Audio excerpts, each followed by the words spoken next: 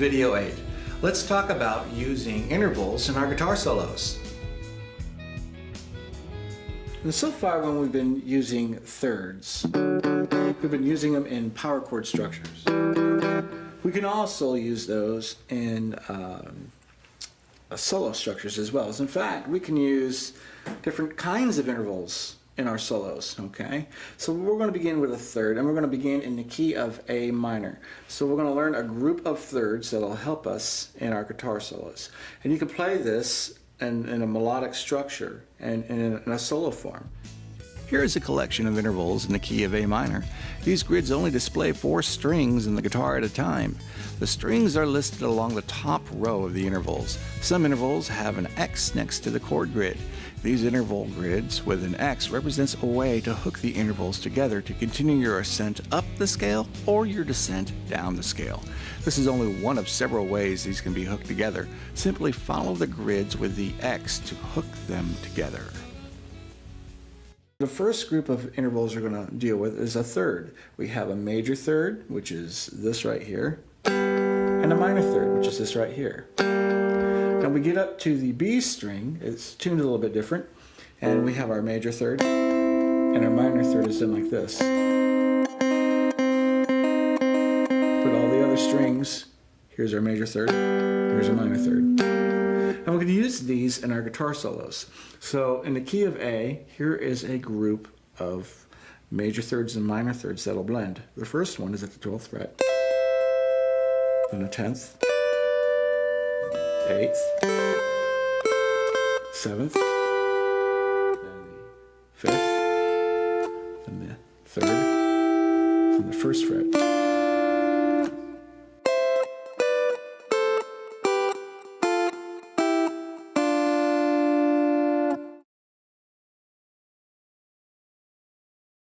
Here are the intervals for the B string and the G string.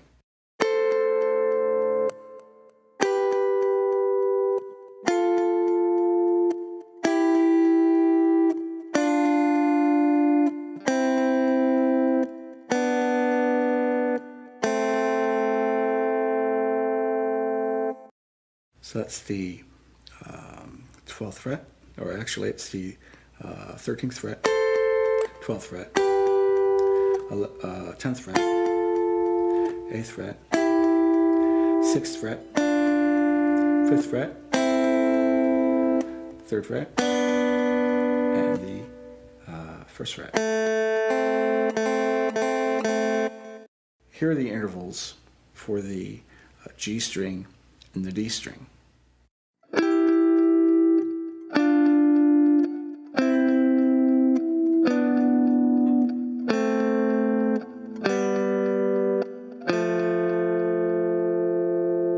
Here are the intervals for the D string and the A string.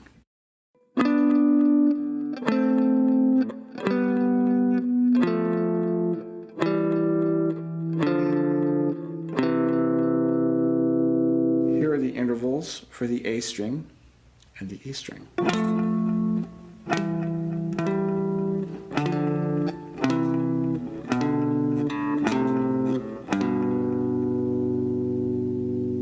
Now we can hook these together.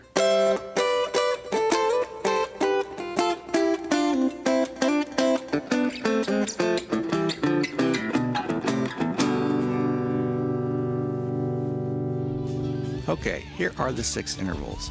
These appear in a lot of solos and in different styles of music. These are great for jazz, blues, and country music solos. Follow the intervals with the X to hook them into other strings, and these intervals are also for the key of A minor. Okay, so with the third intervals, you can create any kind of melodic structure you want in any kind of solo pattern. And we're doing this in the key of A minor.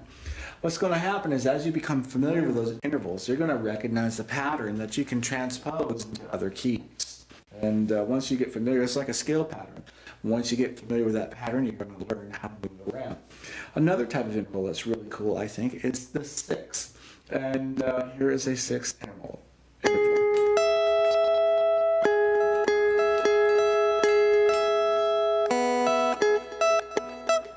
We have this note in the middle here, so we're just playing this string and this string, And this is going over enough to mute this note. So if you want to do this as a harmonic, you do it like that with this finger muting the string, or you can do it melodic. So harmonic or melodic. So here we go. There's two types of fingerings we can use for this. We can play using our second finger and using our third finger. Okay, and when we shift and we go down, sometimes we're going to have to flat this note right here, and we just shift fingers.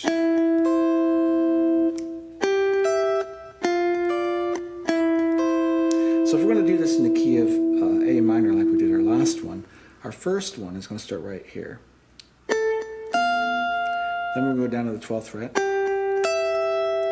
Then we'll go down to the 10th fret. Then the 9th. Then the 7th. Then the 5th. Then the 3rd. Then the 1st fret.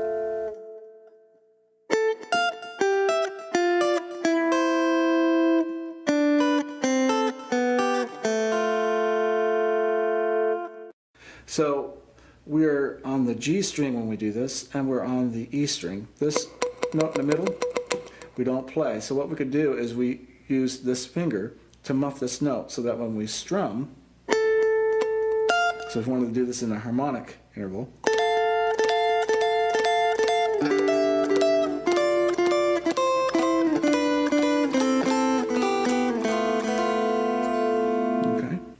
so we can move this over to the next group of strings. And this is the B string, and this is the D string. And this is, we're here at the 14th fret, and we're going to drop down to the 12th fret. Then we're going to drop down to the 10th fret. Then we'll go down to the 8th fret. Then the 6th fret. Then the 5th fret. 3rd fret, and then the 1st fret. Our next group of intervals can be found on the G string and on the A string. Then we can go down to the 10th fret, then we go down to the 9th fret, then go down to the 7th fret, then down to the 5th fret, then we go down to the 4th fret, which is right here, then down to the 2nd fret. Then our last group of intervals is here on the 13th fret, and we're using the E string and the D string. Then we go down to the 10th fret.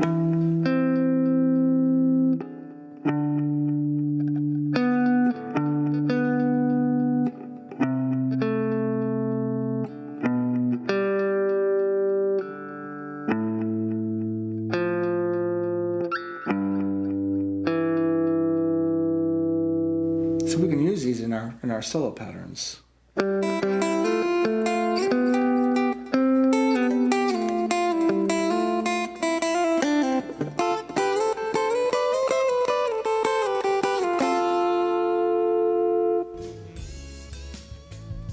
All right, thanks for watching. We'll see you in the next video.